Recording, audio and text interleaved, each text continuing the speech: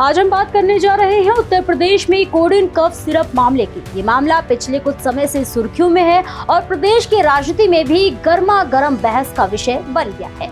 इस रिपोर्ट में हम विस्तार से जानेंगे कि कोडेन कफ सिरप मामले में वास्तव में क्या हुआ, यूपी सरकार की कार्रवाई कैसी रही और सपा द्वारा लगाए गए आरोप क्या है।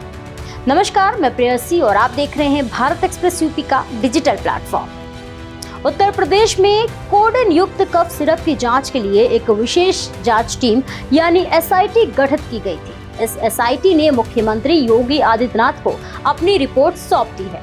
रिपोर्ट के अनुसार कोडेन युक्त कफ सिरप 12 साल से कम उम्र के बच्चों के लिए मेडिकली प्रतिबंधित है, यानी ये दवा बच्चों को नहीं दी जानी चाहिए। रिपोर्ट में ये साफ किया गया है कि कफ सिरप अवैध दवा नहीं है। इसका मतलब ये हुआ कि दवा असली है और मेडिकल तौर पर वैध है, लेकिन इस दवा के गलत इस्तेमाल और अवैध बिक्री का मामला सामने आया है। एसआईटी की रिपोर्ट में कहा गया है कि ड्रग माफियाओं ने इस दवा का जखीरा जमा कर लिया था और इसे नशे के लिए बाजार में बिना प्रिस्क्रिप्शन के बेचने का तरीका निकाला था। रिपोर्ट में बताया गया है कि यूपी में ड्रग माफियाओं ने पूरे सप्लाई चेन को व्यवस्थित कर रखा था। सुपर स्टॉकेट से लेकर रिलेटर तक हर स्तर पर यह अवैध कारोबार चलता था। इसी सप्लाई चेन पर यूपी सरकार ने क्रैकडाउन चलाया, जो देश के इतिहास में सबसे बड़ा माना जा रहा है। सिर्फ कफ सिरप की नहीं, एसआईटी की रिपोर्ट में ये भी कहा गया है कि यूपी सरकार ने सिडेटिव और स्लीपिंग पिल्स की अवैध बिक्री पर भी सख्त अभियान चलाया। इसका मकसद था कि अवैध दवाओं की बिक्री रोकना और इसे नियंत्रित करना। रिपोर्ट में ये भी स्पष्ट किया गया है कि तमिलनाडु, मध्य प्रदेश और राजस्थान में बच्चों की मौत के मामलों में कुछ अलग परिदृश्य है। तमिलनाडु में बनी नकली कफ सिरप से बच्चों की मौत हुई थी। इस मामले की जांच अभी केंद्र सरकार कर रही है। यूपी में फैलाया गया भ्रम ये था कि तमिलनाडु की नकली दवा को उत्तर प्रदेश से जोड़कर दिखाया गया, लेकिन एसआईटी की रिपोर्ट में साफ किया गया है कि यूपी का मामला पूरी तरह अवैध डायवर्जन और बिक्री का है। दवाइयां असली थी, केवल उनका गलत इस्तेमाल किया जा रहा था।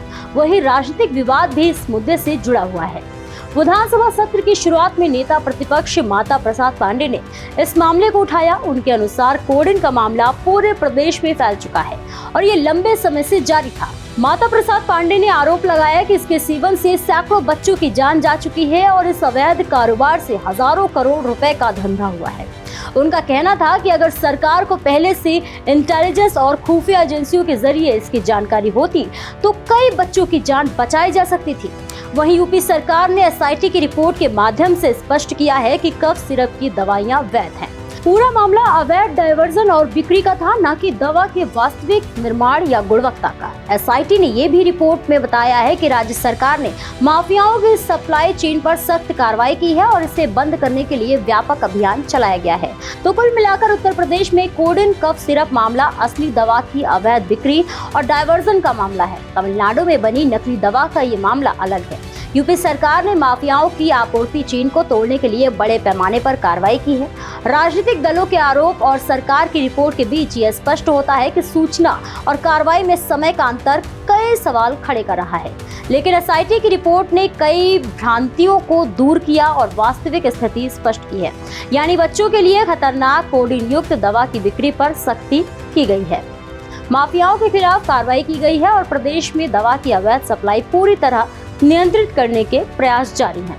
फिलहाल के लिए इतना ही। ऐसे ही और भी उत्तर प्रदेश की बड़ी खबरों को देखने के लिए देखते रहिए भारत एक्सप्रेस यूपी।